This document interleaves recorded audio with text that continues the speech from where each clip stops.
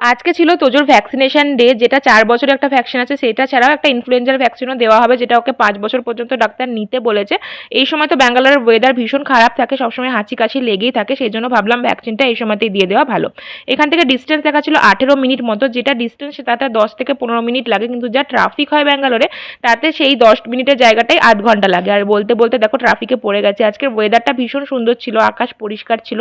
আর আমরা এখানে ক্লিনিকে পৌঁছেও গেছি। এখানকার ক্লিনিকগুলো এতটা ঝাঁ চকচকে হয় যে এখানে বসে থেকে ওয়েট করতে কোনো অসুবিধা হয় না। তাছাড়া এটা যেহেতু বাচ্চাদের ক্লিনিক, সেই জন্য বাচ্চাদেরকে এঙ্গেজ রাখার জন্য বিভিন্ন ধরনের খেলা ছিল, প্লে এরিয়া ছিল, আর তাছাড়া ছিল একটা ছোট্ট লাইব্রেরি।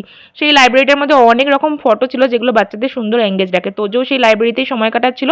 তারপরে আমরা ডক্টরের কাছে চলে এলাম, আর এই হচ্ছে তোজোর ডক্টর, যে ভীষণ ফ্রেন্ডলি নেচারের, আর এত তাড়াতাড়ি ভ্যাকসিনটা দিয়ে দিল যে তোজো কি আমরাই বুঝতে পারিনি, সেজন্য তোজো কাঁদার একটু সুযোগ পাইনি। আর তারপরে আমরা ফিরে এলাম বাড়ি। আর দেখো আকাশটা এত সুন্দর লাগছে, ওই 12:30টার মধ্যে ফিরলাম বাড়ি।